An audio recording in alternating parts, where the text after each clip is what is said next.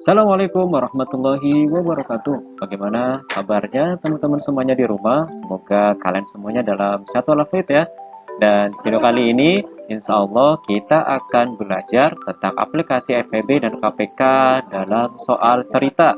Semoga dengan adanya video ini bisa membantu teman-teman semuanya untuk belajar di rumah. Materi ini untuk teman-teman semuanya yang berada di kelas 4 sekolah dasar. Sebelum kita mulai belajarnya, bersama-sama yuk kita baca ta'awuz dan basmalah. Semoga Allah berikan kemudahan untuk kita semuanya. A'udzubillahi minasyaitonirrajim. Bismillahirrahmanirrahim. Oke, teman-teman, untuk soal yang pertama, ayah membeli 12 kaos dan 8 celana. Jadi, kaos dan celana itu akan ayah bagikan ke anak-anak yatim piatu. Setiap anak akan menerima jumlah kaos dan celana yang sama banyak. Pertanyaannya adalah, berapa jumlah anak terbanyak yang akan menerima pemberian dari ayah? Dan tentukan pula jumlah kaos dan celana yang akan diterima oleh setiap anak. Langkah yang pertama, maka teman-teman setelah membaca soal, kita akan menuliskan dulu informasi atau keterangan yang kita dapat setelah kita membaca soalnya. Maka yang pertama adalah diketahui bahwa ada 12 kaos dan 8 celana. Dan yang ditanya adalah jumlah anak yang menerima pemberian ayah, juga jumlah kaos dan celana yang akan diterima oleh setiap anak. Nah, teman-teman perhatikan kalimat di bagian sini. Di sini ada kata jumlah yang sama. Karena ada kata jumlah yang sama, berarti dari soal cerita tersebut kita diinstruksikan untuk mencari FPB-nya. Nah, langkah selanjutnya kita akan membuat pohon faktor dari 12 dan 8. 12 perkaliannya adalah dari 2 dan 6 atau 3 dan 4 ya. Teman-teman nanti silakan bisa memilih angka-angkanya. Di sini master menggunakan 3 kali 4. Maka angka 4-nya akan kita bagi lagi, yaitu dari perkalian 2 dikali 2. Nah, karena semuanya sudah bilangan prima, maka langkah-langkahnya sudah selesai kita kerjakan. Selanjutnya, kita akan membuat pohon faktor dari angka 8. Nah, kita akan bagi 2 ya. Maka hasilnya adalah 2 dikali 4 atau 2 dan 4. Angka 4-nya belum bilangan prima, maka akan kita bagi kembali menjadi 2 dikali 2. Setelah itu, kita akan tulis faktorisasi prima antara 12 dan 8.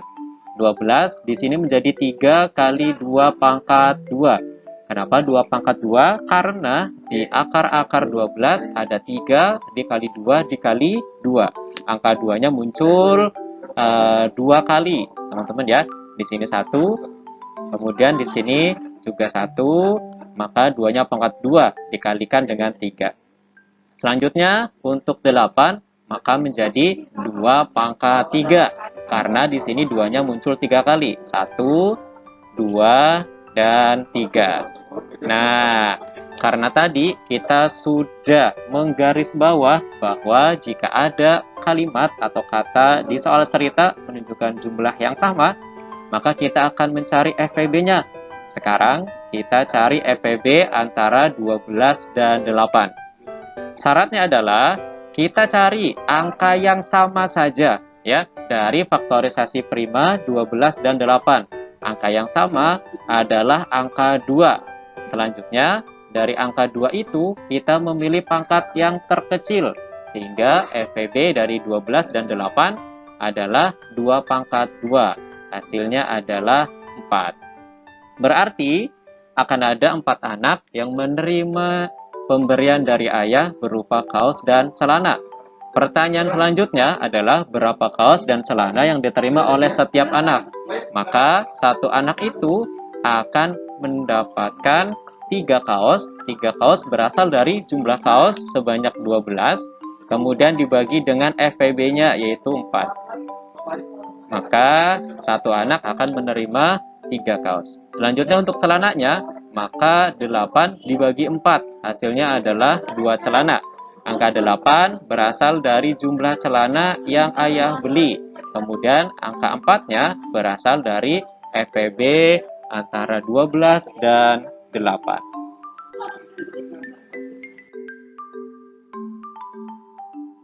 Oke, teman-teman, kita ke soal yang kedua ya.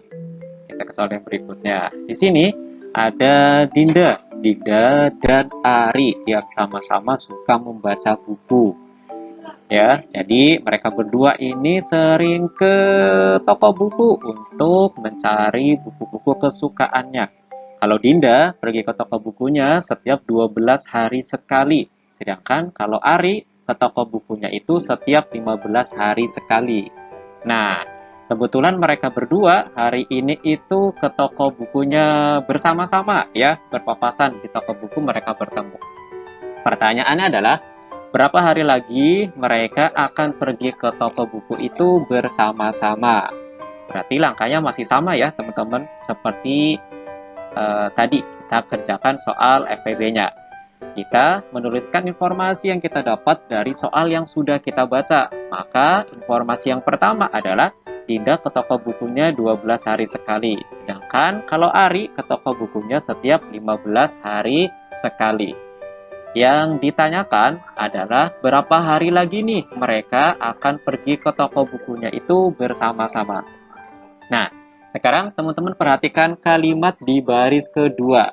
Ada kalimat Dinda dan Ari pergi ke toko buku itu bersama-sama. Jika ada kalimat seperti ini, maka kita diinstruksikan untuk mencari KPK-nya. Sekarang kita akan membuat pohon faktor dari 12 dan 15 ya. Maka kalau 12, teman-teman bisa memulai dengan perkalian 2 kali 6, 3 kali 4, atau kebalikannya ya, 6 kali 2 atau 4 kali 3. Di sini Mastur pakai 3 kali 4. Nah, karena 4-nya bukan bilangan prima, maka 4-nya kita bagikan lagi ya. Maka perkaliannya adalah 2 dikali 2. Untuk 15-nya hanya ada 3 dan 5. Karena keduanya sudah prima, maka pohon faktornya sudah selesai sampai sini.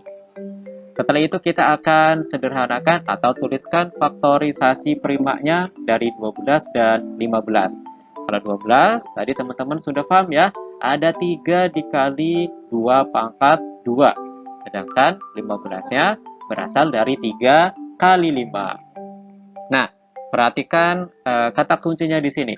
Untuk mencari KPK dari soal cerita, setelah kita menuliskan faktorisasi primanya, teman-teman tuliskan semua jenis angkanya. Ya, di sini ada 2, 3, dan 5. Kita tuliskan dulu. Setelah itu, angka yang kembar kita pilih pangkat terbesar.